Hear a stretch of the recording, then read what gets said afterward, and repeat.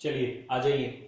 अभी हमने जो है बात की थी स्ट्रक्चर की, उसके अंदर हमने 6 पॉइंट पढ़े हैं। उसके बाद जो सबसे इंपॉर्टेंट है, जो क्वेश्चन भी आने का रहता है हमेशा, इस बार के जो बोर्ड अभी होने ही, क्योंकि आप लकी हो कि आप 10th में आओगे और बोर्ड भी एग्जाम भी होना है, तो ये एक बहुत इंपॉर्टेंट क्वेश्चन बनता है, फंक्शंस ऑफ लोकसभा। लोकसभा के काम क्या होते हैं? लोकसभा के काम क्या होते हैं? Function of Lok Sabha. और कंट्री करें लोकसभा के वाला बाद में, पहले स्पीकर का पढ़ लेते हैं। पहले पढ़ लेते हैं स्पीकर का, क्योंकि कभी काफी लोग हैं उनको स्पीकर में प्रॉब्लम आती है, बोले ये कौन है, इसका थोड़ा मामला बैठा नहीं। फंक्शन ऑफ जो है वो बाद में आएंगे।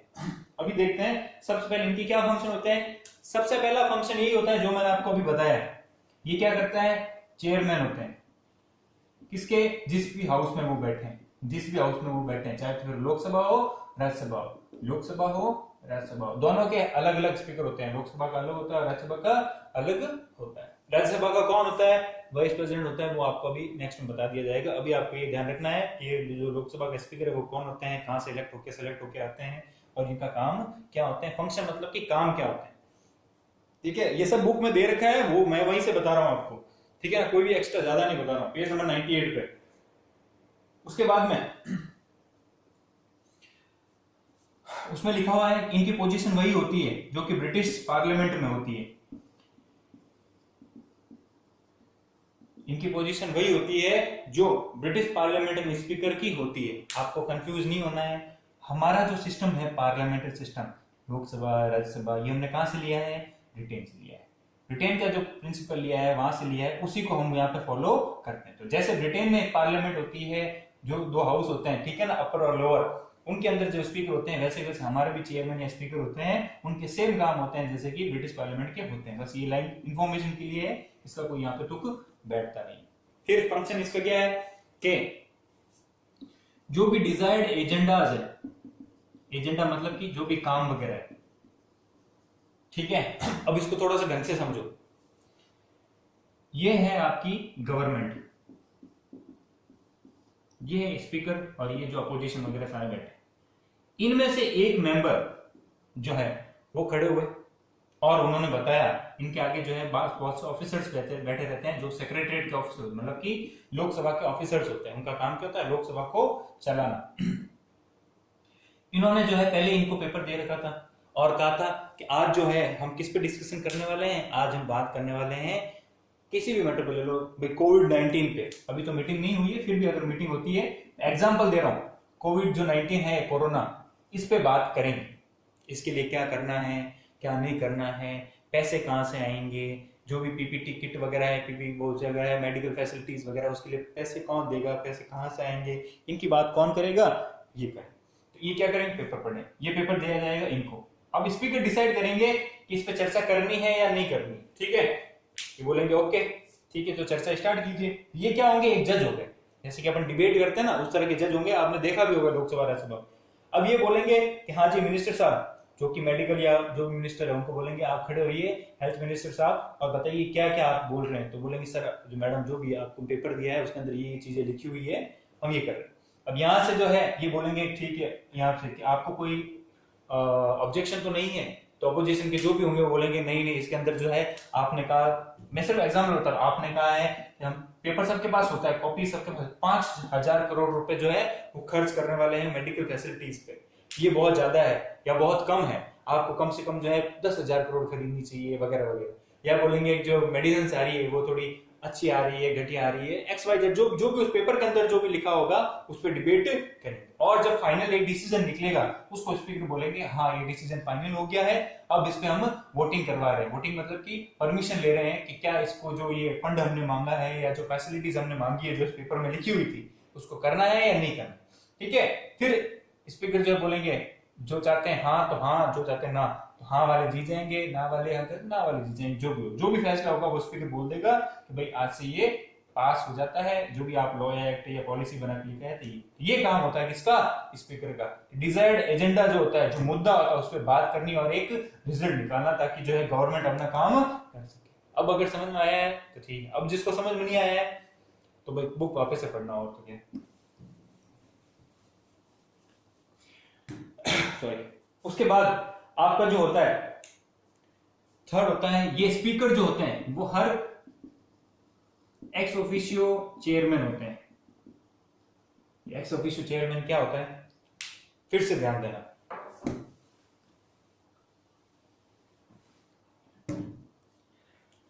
लोकसभा के अंदर जैसे अपने मिनिस्ट्रीज होती ना, हेल्थ, रेलवे वगैरह वगैरह, उस तरह की कमिटीज बनी होती है लोकसभा के अंदर, ठीक है, कमिटीज। बहुत ध्यान से सुनना, कमिटीज बनी हुई होती है। इन कमिटीज का काम क्या होता है कि जो भी मुद्दे, जो भी एजेंडा या जो भी पेपर बात करने के लिए रखा गया है और जो पास हो गया है, बात करने के लिए रखा गया है और जो पास हो गया है, या कुछ कुछ है जो पास नहीं हुए, उन पे पहले जो है सब कमिटीज बनी होती है, 3-4 लोगों की या 5 लोगों की, ठीक है। किन में से, इन 545 सभी मेंबर में से 3-4 अलग अलग बनी होती है।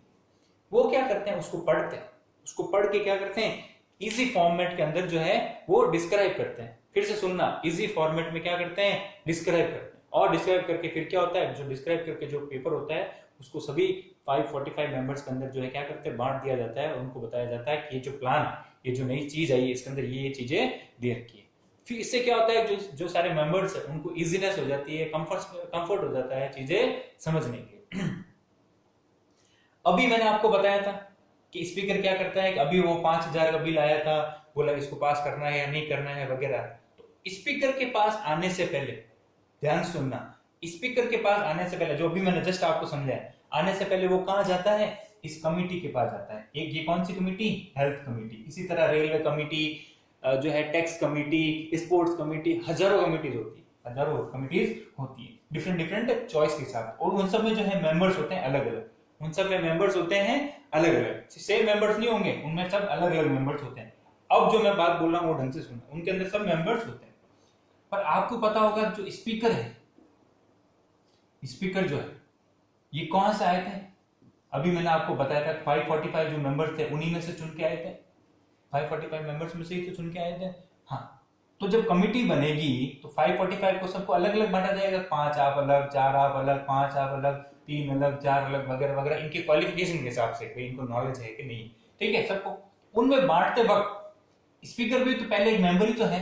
हाँ, अभी स्पीकर जरूर बना हुआ है तो मेंबर ही, उसको भी किसी के अंदर रखा जाएगा। मान लो इस ग्रुप के अंदर जो स्पीकर को भी रखा गया है कि मेंबर तो वही हो आप, ठीक है, आप भी इस ग्रुप में रहो। तो ये हेल्थ वाली कमेटी है, मान लो ये वही है हेल्थ वाली कमेटी जिसमें स्पीकर भी मेंबर है, 5 मेंबर्स में से स्पीकर भी मेंबर। अब फिर से सुना, जो वर्ड आया है एक्स ऑफिशियो चेयरमैन, कहने का मतलब ये है अगर कोई कमेटी ऐसी बनी है जिसके अंदर स्पीकर जो है, जो आदमी है, ये जो आदमी है, हिंदी में लिख रहा हूं, ये भी इसी के अंदर आता है, तो ऑटोमेटिकली, इस वर्ड का मीनिंग यही है, ऑटोमेटिकली ये आदमी, कौन सा, जो स्पीकर बना हुआ था और अभी मेंबर भी है, ये आदमी जो है इस कमेटी का हेड होगा, इस कमेटी का हेड होगा। समझ गए मेरी बात। फिर आपको कहेगा तो सर जो बाकी कमेटी है जिसके अंदर ये स्पीकर जो है मेंबर नहीं है, इनका क्या होगा, तो इनके अंदर जो सबसे एक्सपीरियंस्ड आदमी होगा या सबसे जो बुजुर्ग आदमी होगा वो क्या होगा, हेड होगा, वो क्या होगा, हेड होगा। कुल मिला के बात ये है कि अगर स्पीकर की बात करें ना, फंक्शन ऑफ स्पीकर बात कर रहे हैं, अगर किसी कमेटी में स्पीकर भी एज ए मेंबर है तो वो उस कमेटी का जो है, उस कमेटी का जो है क्या होगा, उस कमेटी का क्या होगा, एक्स ऑफिशियो, मतलब कि ऑटोमेटिकली, आप इसका ये मीनिंग निकाल लो, ऑटोमेटिकली क्या होगा, इसका हेड होगा, क्या होगा, उसका हेड होगा, ठीक है। सॉरी अब डिस्टर्बेंस हो गया था, टेक्निकल प्रॉब्लम आती रहती है, स्टैंड जो है वो हिलता रहता है और उससे गड़बड़ हो जाती है। तो ये इसका पूरा मीनिंग है, बहुत टेक्निकल चीज थी, बुक में बहुत सिंपल एक लाइन में खत्म कर दिया है मैंने, मेरी तरफ से पूरा आपको जो है समझा दिया है, ठीक है ना। एक बार आप पढ़ना, आपको समझ में आ जाए। फिर क्या है लास्ट,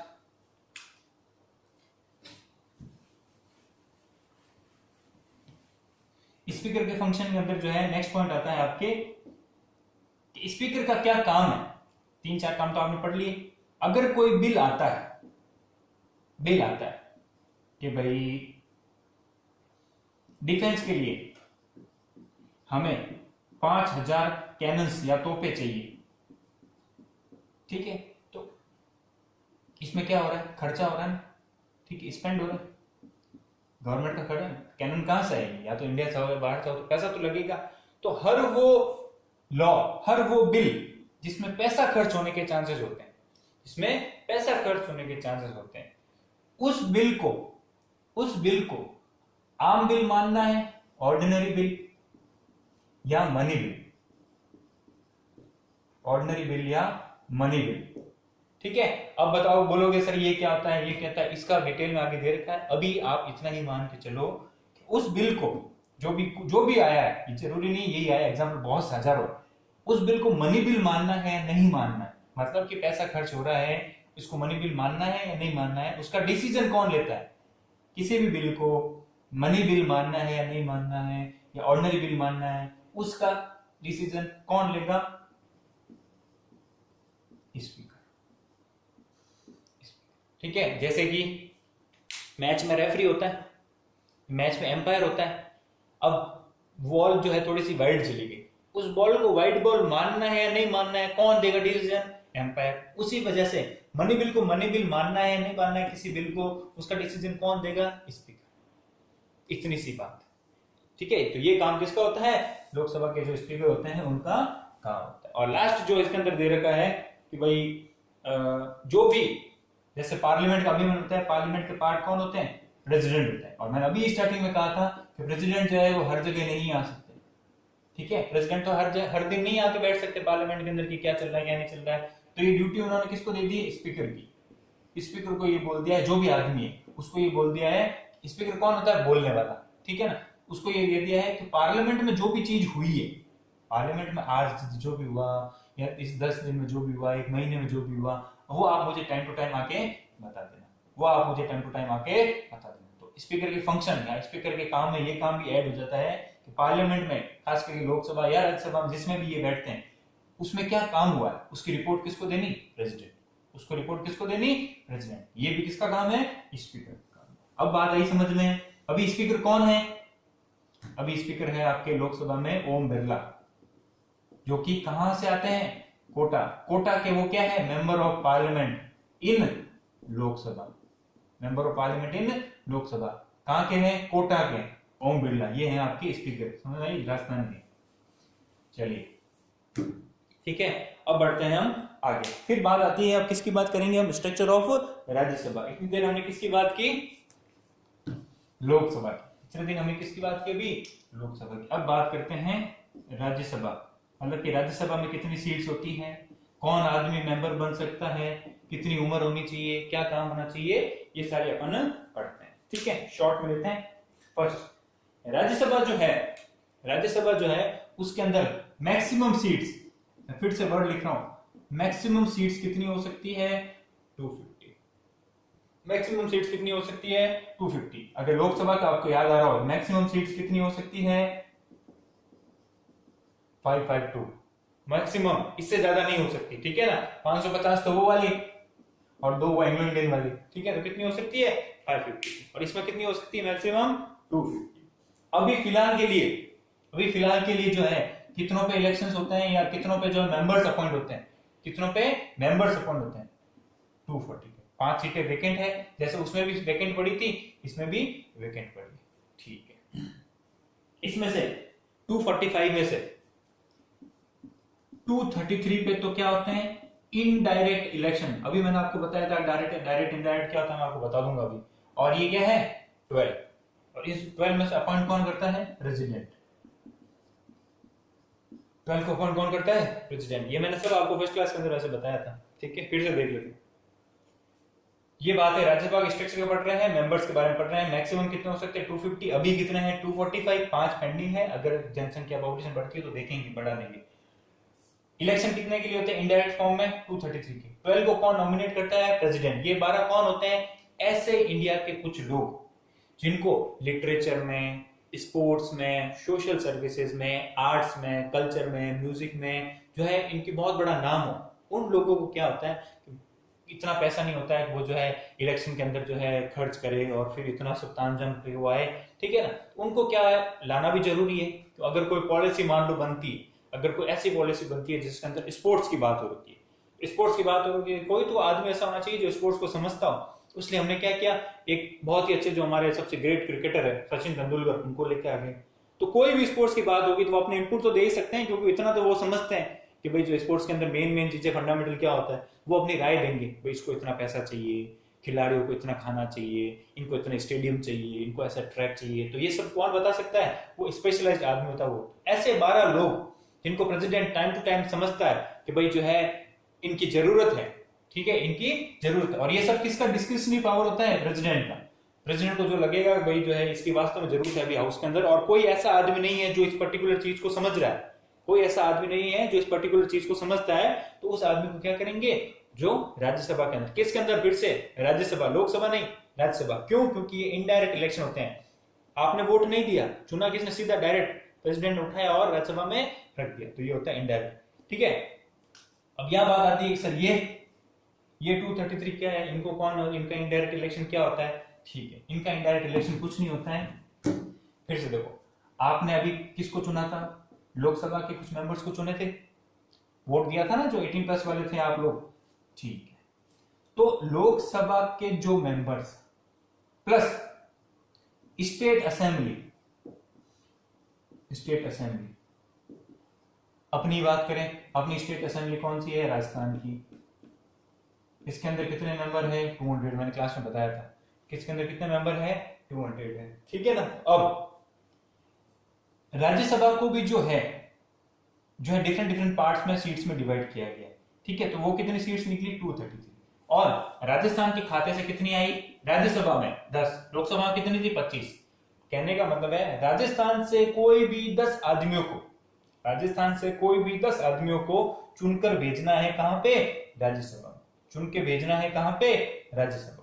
इनको चुनेंगे कौन, इनको चुनेंगे जो भी स्टेट असेंबली वाले हैं, जो 200 लोग हैं, जो भी स्टेट असेंबली वाले हैं, कहां के, पर्टिकुलर कहां के, राजस्थान के, पर्टिकुलर कहां के, राजस्थान के। जिनको चुना किसने था, 200 लोगों को आपने। ये 200 लोग जो है वोट देंगे किसको, डिफरेंट जो पार्टीज है, मान लो बीजेपी है, कांग्रेस है, एक्स्ट्रा और कोई पार्टी है, तो बीजेपी ने कहा ये 2 मेंबर, मान लो सीट कितनी है, 10 है, 10 में से 3 वेकेंट है, वेकेंट भी होनी चाहिए, 3 वेकेंट है, मेरे ये 3 मेंबर्स हैं।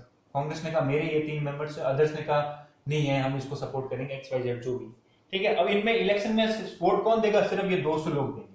तो जिस पार्टी के पास ज्यादा सीट होगी, वो क्या करेंगे, उसके आदमी जीत जाएंगे, और वो कहां पहुंच जाएंगे, सीधा राज्यसभा में। कौन से स्टेट से, राजस्थान के स्टेट से। अब बात आई कि सर आपने कहा था इनडायरेक्ट है, इनडायरेक्ट कैसे है? देखो, लोकसभा में आपने वोट दिया था 18 से प्लस वाले, पर राज्यसभा में ऐसी बात नहीं। राज्यसभा में क्या है, कौन दे रहा है, ये 200 लोग। इन 200 लोगों को किसने चुना था, आपने चुना था। इन 200 लोगों को किसने चुना था, आपने चुना था। तो अब आप राज्यसभा के इलेक्शन में क्या हो रहा है कि आप वोट नहीं दे रहे हो, आपके बिहाफ पे कौन वोट दे रहा है, ये जो 200 लोग आपने चुना था। तो ये एक तरह से प्रॉक्सी, एक वर्चुअल हो गया, भाई हमको जनता ने चुना है, तो हम अब किसी को भी चुन सकते हैं। तो ये कहलाता है इलेक्शन इनडायरेक्ट, जिसके अंदर जनता जो है खुद सामने से पार्टिसिपेट नहीं करती है। जनता अपने से जो चुने हुए आदमी होते हैं उनको बोलती है आप खुद ही चुन लेना, हम हमारे ठीक है। ये होता है इनडायरेक्ट इलेक्शन। तो राज्यसभा के इलेक्शन क्या होते हैं, इनडायरेक्ट इलेक्शन होते हैं। आई बात समझ में? चलिए,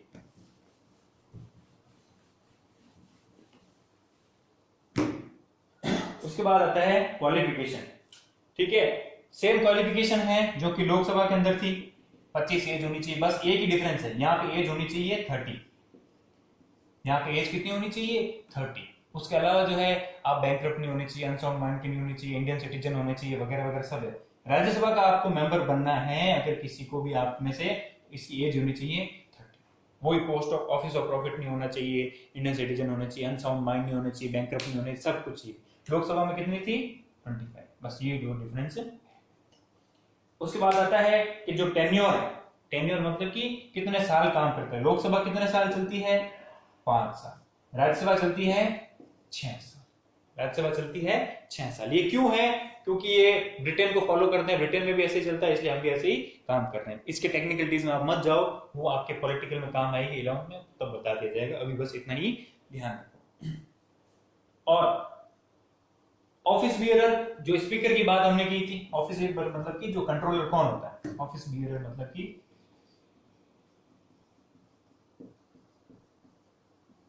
कंट्रोलर कौन होता है, वही स्पीकर होता है। ठीक है, अब इसका स्पीकर जो है वो उन 245 में से नहीं आता है, वो उन 245 में से नहीं आता है। वहां तो 545 में से आ रहे थे ना स्पीकर, ओम बिरला हमने जो चुना था खुद ही एक मेंबर में से। यहाँ ऐसा कुछ नहीं होता है।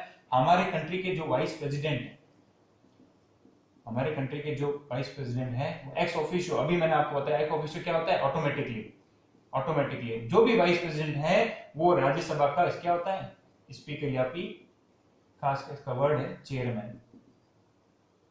ठीक है, राज्यसभा का ऑटोमेटिक एक्स ऑफिशियो मतलब क्या होता है, ऑटोमेटिकली क्या होता है, चेयरमैन। कौन, राज्यसभा का कौन, जो भी कंट्री का वाइस प्रेसिडेंट है वो अभी कौन है, वेंकैया नायडू। अभी कौन है, वेंकैया नायडू। तो उसके चेयरमैन कौन है, वेंकैया नायडू। बस इतना से डिफरेंस है। ठीक है, तो यहां पे जो है आपके बात खत्म होती है। एक टेक्निकल चीज रह गई है कि जो राज्यसभा के जो चेयरमैन है इनका ड्यूरेशन कितना होता है, इनका ड्यूरेशन कितना होता है, 5 इयर्स। पर आपने अभी पढ़ा कि जो राज्यसभा के मेंबर्स है इनका ड्यूरेशन कितना होता है, 6 ईयर। ये ऐसा क्यों है, पहली बात, क्या चेयरमैन राज्यसभा का मेंबर है क्या, नहीं। जो भी, ये तो क्या है, हमारे वाइस प्रेसिडेंट है। तो आपको पता होगा इंडिया में चाहे प्रेसिडेंट हो, वाइस प्रेसिडेंट हो, पीएम हो या सीएम हो, कोई भी हो, वो कितने सालों के लिए इलेक्ट होते हैं, ओनली 5 ईयर। तो वाइस प्रेसिडेंट कितने सालों के लिए इलेक्ट हुए हैं, ओनली 5 ईयर। इनका ड्यूरेशन भी कितना ही होगा, 5 ईयर। बाकी इनका चलता रहेगा 6 साल। जो चेयरमैन है, जो कि वाइस प्रेसिडेंट है, उनका कितना होगा, 5 ईयर। ये हल्का सा एक टेक्निकल चीज है जो आपको समझनी चाहिए, बुक के अंदर लिखा हुआ है। ठीक है, अभी आपका काम क्या है, जो भी आपको पढ़ाया है, लोकसभा, राज्यसभा, ठीक है, 2 टॉपिक ही हुए हैं अभी, ये जो है आपको पढ़ने हैं। अगर इनमें कोई प्रॉब्लम लगे आपको, तो आपको जो है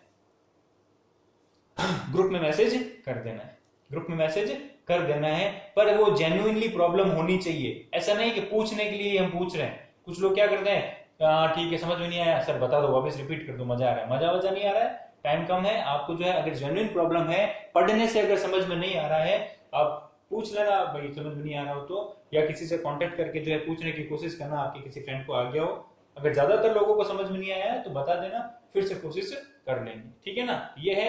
नेक्स्ट क्लास में अपन बात करेंगे powers and function of the parliament, page number 98 पे लिखा हुआ।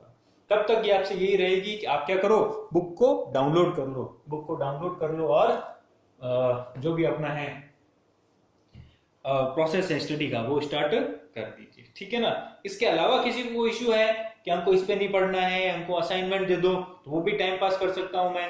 उससे क्या होगा, कोर्स अपना पूरा नहीं होगा। साथ ही साथ ये आपकी भी ड्यूटी है कि आपके जो फ्रेंड्स जो खुद जिनको पता है क्लासेस चल रही है पर वो क्या कर रहे हैं, ग्रुप के अंदर ऐड नहीं है, ग्रुप के अंदर ऐड होकर लेफ्ट हो जाते हैं, या जो पढ़ना नहीं चाहते हैं, जो छुप रहे हैं पीछे, उनकी आपकी ड्यूटी है एज अ फ्रेंड आप उनको समझाओ कि भाई क्लासेस चल रही है, अपनी भलाई के लिए है, 10th क्लास वापस नहीं आएगी, यही साल है, पढ़ लो। ठीक है, उनको जो है कोशिश करना, क्योंकि अभी पता नहीं है स्कूल का कि स्कूल कब खुलेगी, फिर टाइम कम होगा, आपकी जो है भयंकर क्लास के ऊपर क्लास लगेगी। सभी स्कूलों की ये बात है, अपने स्कूल की बात नहीं है, सभी स्कूलों में। तब फिर कहाँ जाओगे, फिर तो ये है कि आपको ट्यूशन का भी टाइम मिलेगा कि नहीं मिलेगा, क्योंकि एक्स्ट्रा क्लासेस भी लगानी पड़ेगी, क्योंकि जब स्कूल को टाइम कम मिलेगा तो आप क्या करोगे। तो इसलिए जो है आप अपने फ्रेंड्स को कहिए क्लास अटेंड करें सारे सब्जेक्ट्स की, और तो क्या पढ़ाई कीजिए। ये लेक्चर आप हमेशा सुनते हैं, फर्क आपको कोई पढ़ने वाला नहीं। चलिए, थैंक यू ऑल।